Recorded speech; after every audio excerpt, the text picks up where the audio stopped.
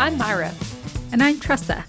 We are fancy marketing people with Union, a Wyoming-based telecommunication company. Yes, Wyoming really does exist.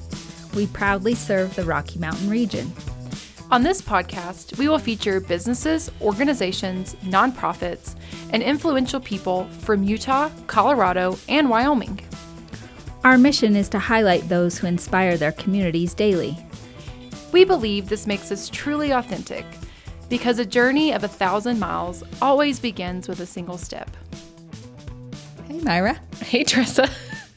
How are you? Good. I don't know why I giggle at the beginning of every am I episode. just so funny that my hello is like... It just sends me next level that I have to giggle a little bit to get it out. I should be a comedian, huh? I think so. Just say hello and make people laugh. That's it. Yeah. You'd win. I'd win. Your whole stand-up set would just be hello. Hello. For an hour on repeat. Quick buck, you know. Yeah.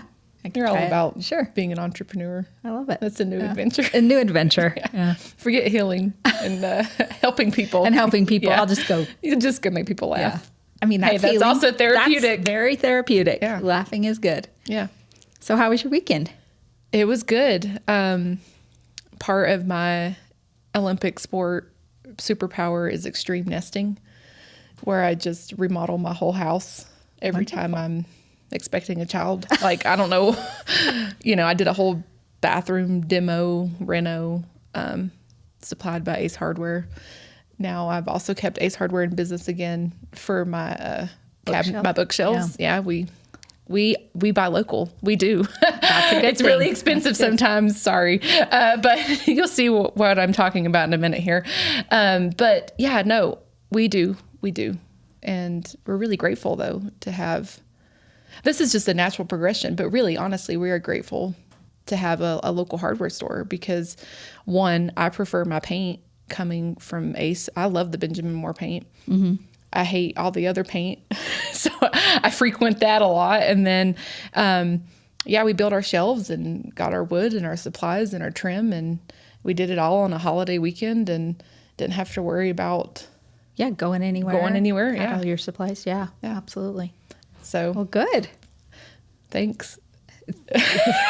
Good job. Thanks. Yeah, thanks. So yes. So now I have a library and, all good things. Good things. Yeah. I don't love to paint, but I'm grateful for Ace also. We've had several times we've had our water heater go out or whatever, and we can run down and get one locally, right, to fix it. And then we remodeled, was it last summer or year before? Yeah, I think it's last. Yeah. We did buy all of our paint and everything from Ace. I reluctantly helped. Yeah. Oh, I don't know why. I just have never enjoyed painting. I don't love it. So like my hands are already swelling like naturally also, and I'm sitting there with the brush like ready to pry it open, and Blake's over here like, man, this paint job's really good. I'm like, yeah, I know. I'm just over here like about to go into labor, like rolling and squatting and jumping up and down. And yeah, it was a lot. So I'm like, so is your nesting done? Is the remodeling done? Yeah, but now it's do the kitchen next. No, shoot, I wish. If they had quartz countertops, we'd probably be doing it next week. But no, my next phase is the extreme sport of throwing everything away. Oh, I've been doing that. Yeah. Mm-hmm. So Nola went somewhere and a lot of things are gone from her room that she doesn't know. So this will start happening. Blake's clothes will disappear. My clothes, the dog stuff, the dogs, the husband, everybody will just start disappearing. Yeah, that's my next phase is just, trash bags, throwing everything away. Yeah, I went through, I have 2 dressers because I like clothes, but I went through one whole dresser and cleaned out, I think 2 trash bags full of stuff that I hadn't used in years. It was very therapeutic. I love it. It's so interesting because I think I have this is part of my trauma, those in listener land. I hold sentimental value in objects. Mm-hmm. And I think it's because I didn't grow up with a ton of things or the things that I am grateful for what I had, but working hard and earning money and buying the things I want is something that I used to envy as a child, and now as an adult, I can do those things. And my life's very, very different than what my life was growing up. And I have more, I'm very lucky and I'm blessed and, all those good things. So I think I hold sentimental value on objects. And it's like, oh, I worked really hard and I bought this. Can I throw it away? Or what is, I'm starting to break free from that. And I think part of that is clearing it out. Like, why did I buy it in the first place? Yeah. Can this be donated? Is this really necessary? And so it's changing my habits now. Like, I don't need to buy all these things to fulfill a need that doesn't exist, really. Yeah, that makes sense. So getting rid of the old and bringing in new things that are only useful. Yeah, that you really, I agree with that. I could see that. Yeah. I think, I didn't have a lot growing up either. It was always tight. Money was always tight. So I think sometimes that's why I hold on to things. I've gotten a lot better. My husband used to call me a hoarder, and he can't do that anymore. But this dresser was like that, right? It was kind of a symbol of that. Like, I didn't need a lot of these things. They weren't donatable. They were old, you know? And so just it felt good to be able to release that stuff. Yeah. So, I'm here with you. Yeah. I'm with you. It's nice because then you're clearing out energy to welcome in new things, new stuff, welcome in the good. So I think, I know there's a lot of scientific things behind nesting, but I think like a therapeutic healing side of it is you're clearing out the space to welcome the new. I mean, like birds, they go and bring in all these things and they get it all ready, and I'm just a bird, I guess. Here you are. So here I am. Myra the bird. I'm the bird. But so today on our episode, we have Bruce Benedict with Benedict Trading Company. Hello, Bruce. Hi, Bruce. Hi, guys. Thank you for the opportunity to be here. Yeah, welcome. We're glad that you haven't ran away yet. Yeah, I'm good. I'm good for 15 more minutes. Oh, okay. Yeah. We know where you live. We can easily find you. Sure. I live at Ace. Yeah, I know. We know exactly where to go. Hey, guess what? So do I. Yep. Do you want to just kind of tell us about your family legacy and how they got in? They started originally with a grocery store, right? Yeah, our grandfather moved here in probably 1936 or so, and he fell in love with my grandmother, who was raised in an agriculture environment, and he went to work for his uncle, who was named Harry Ackerman. The grocery store business in that time was called Ackerman Trading, which he had ran it for. He'd owned it. Uncle Harry owned it, I believe, about 10 or 15 years prior to Grandpa. And in 1938, Uncle Harry decided it was time for him to retire, and he gave Grandpa the opportunity to buy the business at that time. 86 years later, here we are. We're third generation with some fourth generation children working in the businesses, and third generation owners. Our parents both ran it and owned it so that my grandparents could retire, and we're just going down that same avenue with the future, hopefully. That's great. I didn't realize there was fourth generation already. Time flies. Yeah. That's really cool. I didn't realize that. Yeah, either. fourth generation would be if we added Harry in there as an uncle of his family. But Benedict's wise, it's three generations. Yeah. Yeah. That's awesome.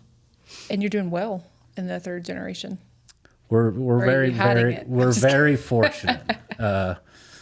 We're fortunate to be in a community that supports us well.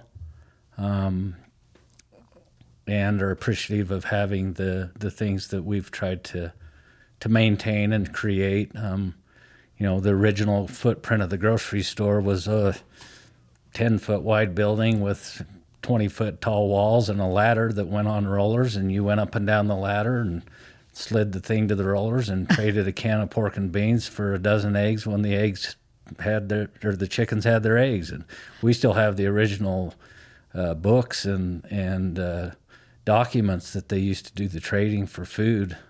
People would trade for milk from their milk cow for bread or whatever it may be. But it's quite interesting to go back to 1938 and look at the data that the recording of the paperwork that they have from keeping track of all that. So to to where we are today. Now everything's computerized and it's much, much more simple to operate. Yeah, that's so crazy because, you just installed self-checkout. Was it last year that you guys, last year, yeah. self-checkout. And I was reluctant with that. We did that. My brother, he pretty much stays at the grocery store side of it now that we have 2 buildings, and he was pretty adamant about it. That was the way of the trend of the industry and everywhere else you go. I was a little more apprehensive, but the first day we did self-checkout, we did 700 transactions through self-checkout. Wow. So obviously there was need in our community for They're not people. mad. Yeah. No, they want that option in that format. Not so much in the hardware industry. It's still more of a hands-on customer interaction need there, just because of the different needs. Yeah. So talking about the grocery store side, for those in listener land who are not familiar with rural communities, really rural communities, we're about how far from another grocery store? 35 miles. Okay. So, and then you add in bad weather. Mm-hmm. Winters are hard, real hard. Or you just add in panic or scarcity, or I need an item right now, the luxuries of this. So thinking about all of those things, living here in a community like this, the convenience of having a store locally. I mean, now we have cars. Back then, everybody wasn't driving around, Sure. when the need was originally being fulfilled.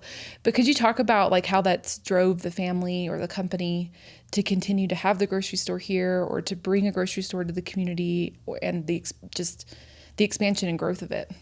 Well, Benedict Trading has seen the need through time to, our philosophy has always been give back to the community that supports and gives to you.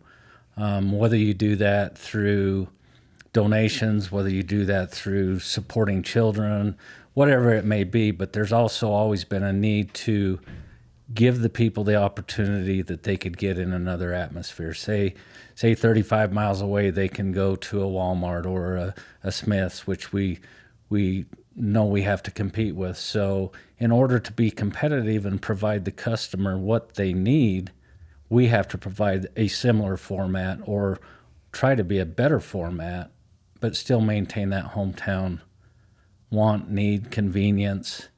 But at the end of the day, in the grocery industry, pricing, we're very fortunate to have a wholesaler that keeps us competitive to be able to provide that. But our family's always believed in putting back in, and we've done remodels about every 10 to 15 years through time.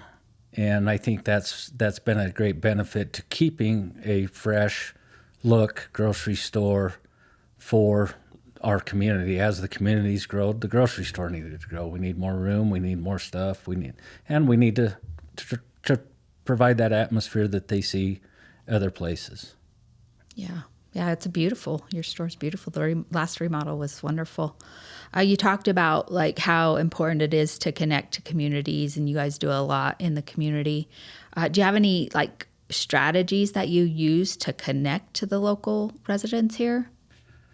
I think the biggest thing is, our family's been here for so long that we know a lot of people in the community, and it's a great community. We're, like I say, we're blessed.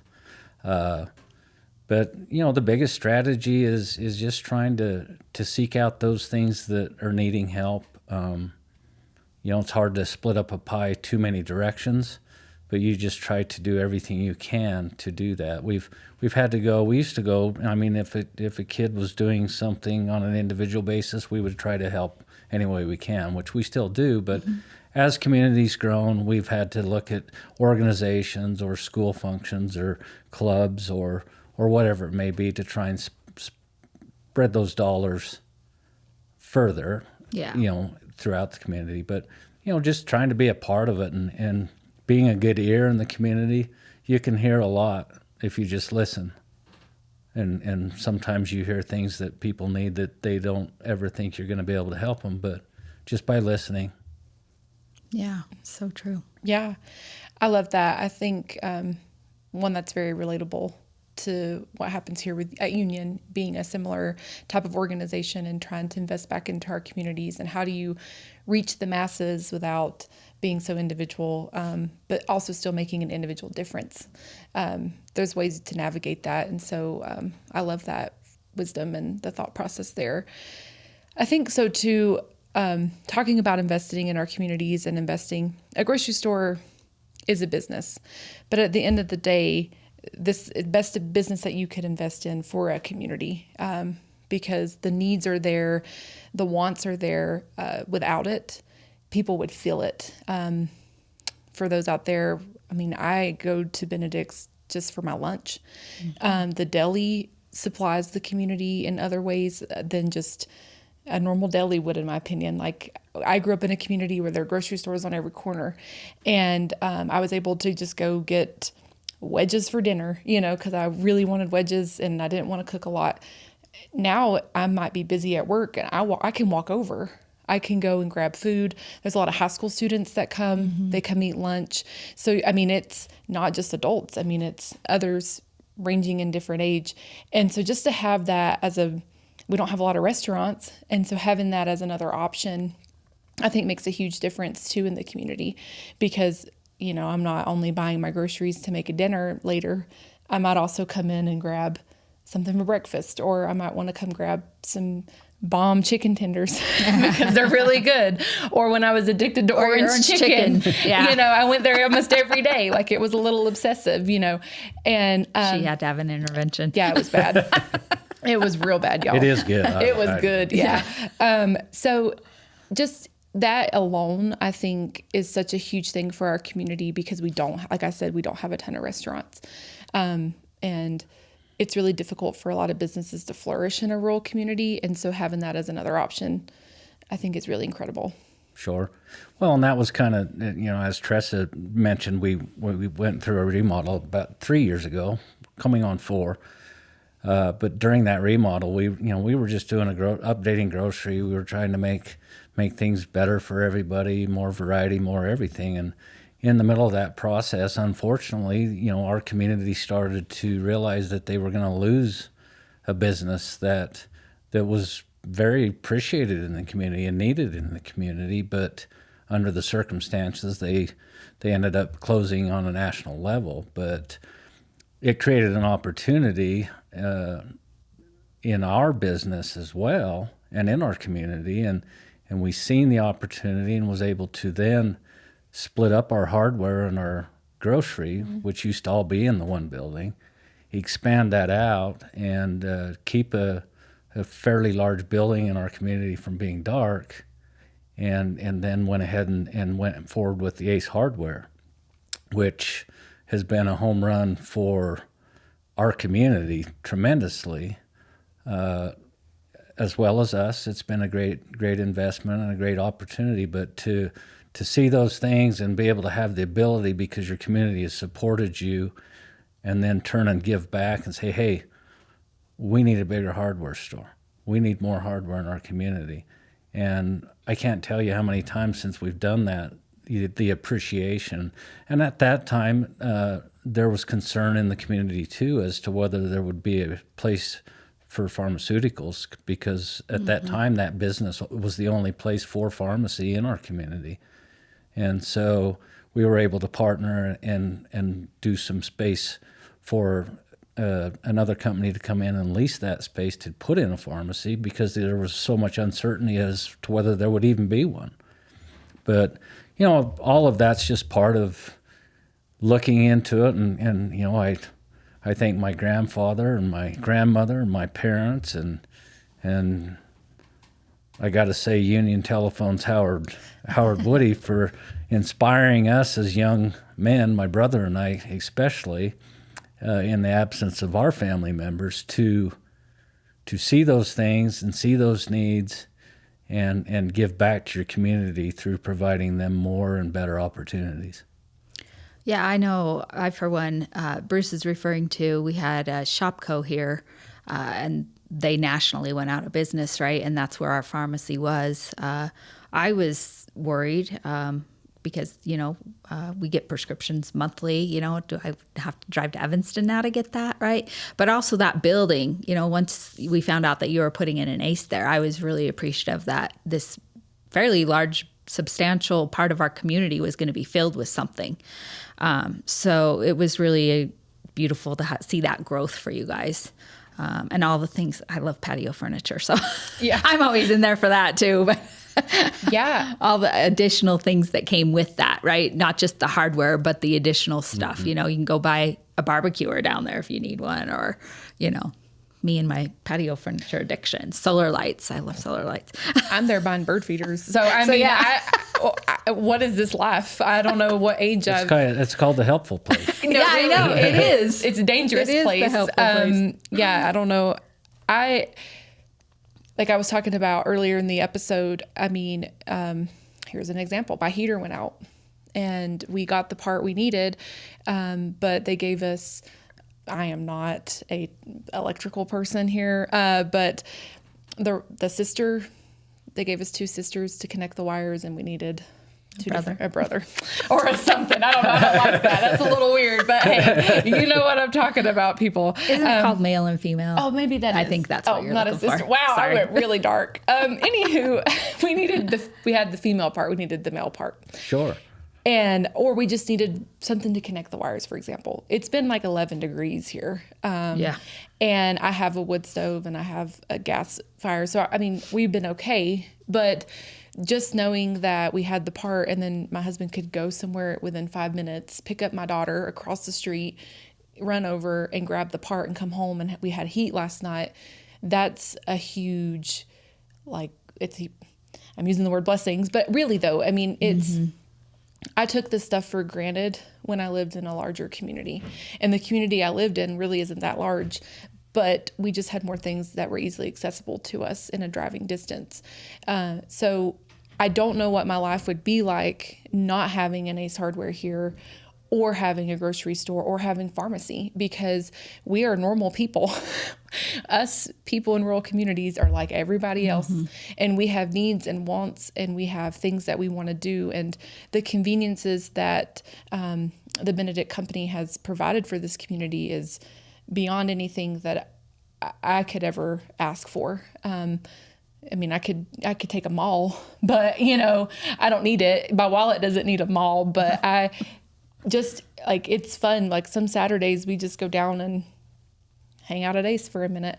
Or like I said, Blake's a frequent flyer. And one day they told him, they're like, man, I think you work here, because he was there so much.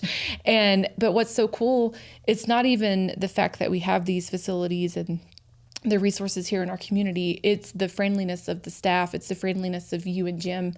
I know Blake, you've helped Blake before, and you just walk over and you see someone standing there and you're like, hey, what part do you need? Or do you need this bit or this screw? I don't know. And you're able to help guide them, that it feels like a community. So it's not like, here's this place I go to. So you keep the hometown feel, even though it's at a national scale. Mm-hmm. And that's very important. And we've always felt that, when I see people visiting in the store, or, blocking aisles, just having a visit or whatever, I look at it and I just smile, because it tells me it's a comfortable environment. Whereas you see some people going into a grocery store or a hardware store, it's hustle and bustle, and nobody speaks to anybody, nobody knows anybody. That's one of the great things of our community, that we're able to have that one-on-one with most of our customers and do that. As you were saying that, the Benedict family has provided those things. I want to rephrase that a little bit. The only way or reason that we've been able to provide that is because of community support. And I know people get it told to them often, you need to support small businesses and yada, yada, yada. But, and that's not what I'm trying to say, but there's a product of your support. That's the willingness and our ability to be able to grow to our community's needs because of support from the community. Dollars that are spent in your community typically get reinvested in your community. So community support for small businesses, we've got to take care of our own. And, we're very, very fortunate like I said, with Associated Foods on the grocery side. Whereas when we did shift over and take over the new format for the hardware store, we was able to get with Ace, which is a national and international company, currently pushing 5,500 stores. Oh, wow. But they have a program for rural setting, and their program, amazingly, for rural setting is no different than it is for urban big city communities. But they have a value for customer service, and so it was a perfect fit for us to partner up with them as our wholesaler and our business side. But the community, the community deserves what has happened, and we're just fortunate that we've been able to do it with their support. I hear what you're saying about like the community. The community has to support your business in order for you to be successful and allow these things for us. Same thing with Union Telephone, right? Any of these smaller businesses or local businesses in the state, it is important that we try to support each other. But also, like, you're providing employment opportunities, right? And career opportunities for people. How many people between the two businesses do you guys employ? We average, depending on time of year, but pretty consistent, pushing 80. That's a lot. Between the two buildings. Wow. That's a lot. That really is a lot. I would have never guessed that. I just know Jamie works there. Anywhere from, Jamie, if you listen. Anywhere from 70 to 85. It just depends on the time of year. Wow. Certain times we have to have more people. So like seasonally, you have to like bulk up because you're going to be summertime. summer. We ramp up more. To believe it or not, a grocery store takes a lot of people to operate. All the prep, all the things, it's a very labor intensive environment. So, and Ace, we have about 15 over there typically. So that kind of gives you a breakdown between the two stores. But yeah, that's a lot. And as you say, Union's always stepped up. And I mean, between us two, we're providing a lot of employment in the community. Yeah, we really are. I don't think people think about that sometimes. I agree. And I understand it. I get it. This isn't a call out on others, but it's when you're in your own sphere, you see what you want to see and you feel what you want to feel. But when you really take a step back and you look at our communities and you look at what these businesses are providing, forget the services. The services are necessities, but at the same time, you look at the employment, you look at the career growth. I'm here only because of this position that I'm in with Union. I would not live in this community otherwise. And so you bring in families, you bring in diversity, you bring in more people to continue to support other people. Like you can support the beauticians, you can support the coffee shop. The coffee shop, yeah. You can support the new salad place. Yeah. You know what I mean? Exactly. Like these things can happen and people can be passionate and live where they want to live because of the core businesses that are providing employment and growth opportunities for people to move here. This is why our housing market is the way it is. This is why people still live in this place with the winter being the way it is, and it's good opportunities. It's not run of the mill. Like I know people personally who want to relocate here because they've seen the way my life has been changed and impacted by the services and the growth opportunities, by my job, by my life, by the culture that I'm in. And they're like, wow, I want to experience that. And who in the world would think I want to come live in this little town in Wyoming, Sure. Well, and the value of the culture is, as you say, it's huge, to be able to live in this community and have the friendships in the community you can have, and we do have a lot of great small businesses. We do have a lot of people that have invested, whether it's a little, whether it's a lot, to create an environment of shopping or food or entertainment or whatever it may be in our community, and it is an important thing. Small business in small communities is a big part of Wyoming and the culture that we as Wyoming residents are used to, especially me. I've lived here all my life, but I don't understand anything different. I did leave for a while, and yeah, the city's great, but once you get back to that culture and those values, it's pretty amazing. Yeah, I think it's hard to beat. I agree with you. Visiting the city is perfect, but living there for me is not ideal.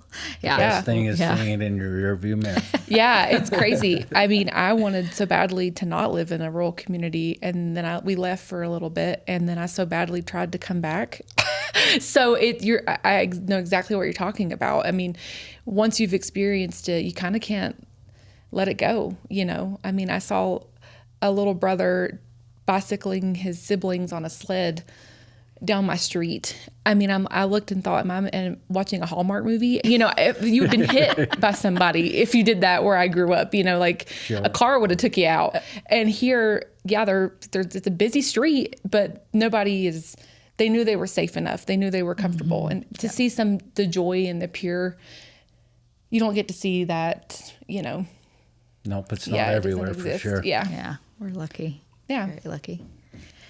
Well, yeah, I think it's probably time to wrap up. We appreciate your time today, Bruce. Is there anything that we haven't covered that you maybe want to? No, I appreciate the opportunity to share our story. It's pretty cool, and we're pretty proud of it. But we're blessed to be where we're at, and blessed to be in the community we're doing it in. So, thank you guys for having us, or me and Benedict Trading, as part of your podcast. Yeah. Well, before you go, we've been asking everyone, how do you stay authentic? Wearing your ranching gear? How do I stay authentic?